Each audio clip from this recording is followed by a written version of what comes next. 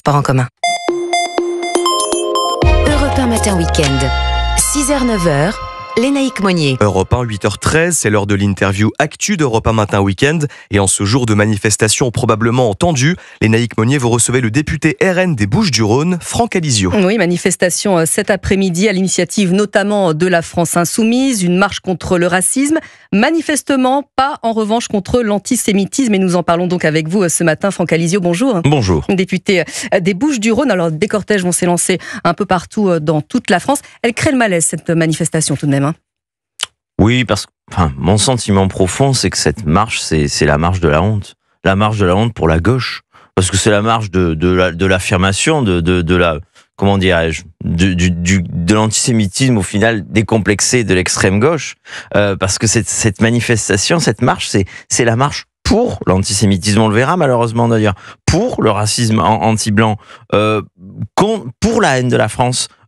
C'est une manifestation de l'anti-France en réalité.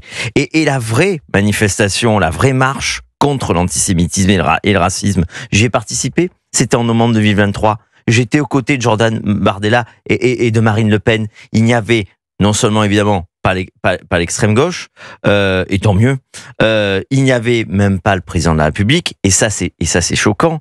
Et je me souviens des, ils étaient adressés à Marine et à Jordan, des bravo à vous, des on compte sur vous, des vous êtes notre dernier espoir avant l'Alia. Voilà, c'était à cette marche qu'il fallait être. Et cette marche aujourd'hui, j'ai envie de vous dire, c'est tout son contraire. Alors c'est vrai qu'on a senti malgré tout, Franck Alizio, certains élefistes un peu gênés aux entournures. Je pense évidemment à cette affiche évidemment de notre collègue ici à Europe 1, Cyril Hanouna. Pas Jean-Luc Mélenchon, lui il était même plutôt dans la surenchère. Est-ce qu'il a franchi encore un nouveau cap ? Oui, c'est vraiment comment dire. On hésite toujours entre deux peurs, c'est-à-dire celle qui pense vraiment ce qu'il dit et celle qui fait et l'idée qui ferait du cynisme politique avec ça. Et puis ça s'est pas arrêté. Enfin, ces affiches étaient scandaleuses. Tout le monde tout le monde. En tout cas, nous avons été beaucoup à les dénoncer, mais ça ne s'est pas arrêté là. Il y a l'affiche de la CGT qui mélange joyeusement le maréchal Pétain avec Monsieur Bolloré, Monsieur Hanouna, Madame Marine Le Pen, Jordan Bardella.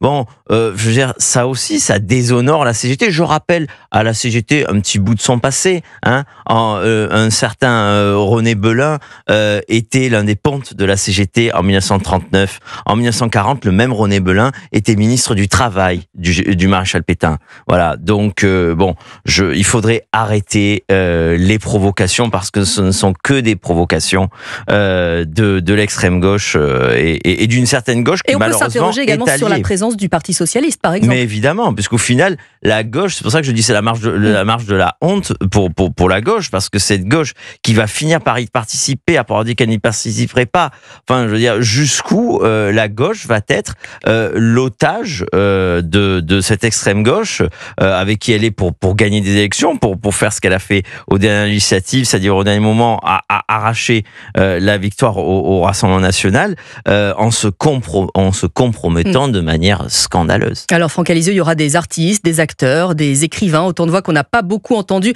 lorsqu'il s'est agi de soutenir Boualem Sansal, contre lequel ont été requis par le procureur d'Alger 10 ans de prison, 10 ans pour un homme malade et affaibli, c'est quasiment une condamnation à mort. Oui, j'ai entendu le président, je ne sais pas s'il a dit ou écrit, le président Emmanuel Macron dire avoir confiance dans le président Tebboune et de sa clairvoyance, tout à fait. Bon.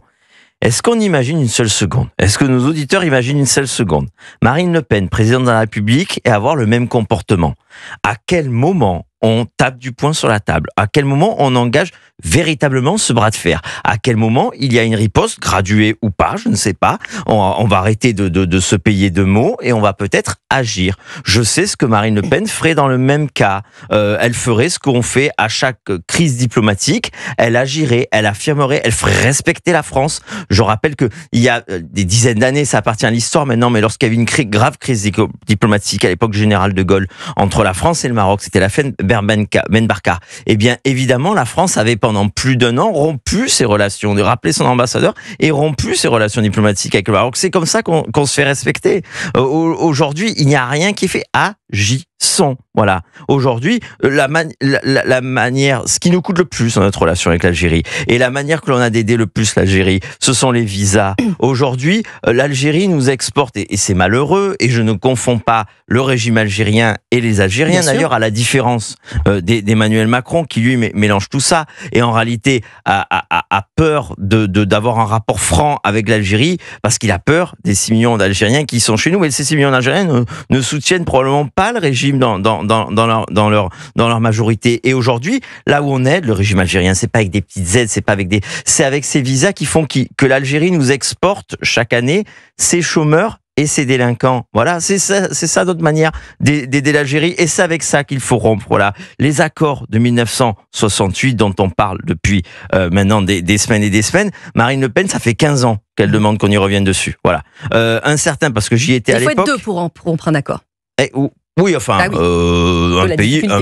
un pays doit, enfin, quand vous êtes dans un accord, vous pouvez le dénoncer. Vous pouvez, enfin, vous n'êtes pas obligé. C'est pas un mariage forcé entre la France et l'Algérie à un moment donné. On peut agir. Je vous rappelle que et Nicolas Sarkozy avait hésité, malheureusement, comme d'habitude, il l'avait pas fait, mais il avait hésité sur les conseils d'un certain Monsieur Besson à l'époque de revenir sur ces accords. On était en 2012, donc en réalité, c'est dans les tuyaux depuis plus de 10 ans. Il serait temps d'agir. Ces accords de 68, cette relation privilégiée avec l'Algérie, dont le régime nous crache dessus matin, midi et soir, n'a plus de raison d'être. Et donc la voie diplomatique, manifestement, n'est pas celle qui est la plus normale pour libérer Boualem Sansal. On rappelle que le verdict, c'est dans quelques jours, ce sera jeudi, donc le temps presse. Vous, au Rassemblement National, qu'est-ce que vous feriez si vous étiez aux affaires justement sur ce cas précis ? À un moment donné, il faudrait agir déjà de manière symbolique. Alors, il y a eu différentes propositions. Moi, je trouve qu'elles ont du panache de nommer ministre, de nommer ambassadeur, de manière à ce que je pense que ça n'aura pas d'effet sur le régime algérien. Mais ce serait voilà, on attend des gestes forts, des gestes symboliques. Une façon de montrer que la France est présente. Oui, Emmanuel Macron est champion des gestes symboliques, des grandes déclarations. Là, il y aurait l'occasion de le faire. Et puis après, du concret, encore une fois, du concret, agir sur les visas, agir sur le tourisme médical des dignitaires algériens. Il y a 1001 manières d'agir, mais il faut agir. C'est le moment. Voilà. Eh bien, je vous remercie, Franck Alizio, d'être venu sur Europe 1 dans nos studios ce matin. On va vous laisser retourner en circonscription, donc à Marseille, dans les Bouches-du-Rhône. Merci à vous. Vous écoutez Europe 1 Matin Week-end de 6h à 9h avec Lénaïque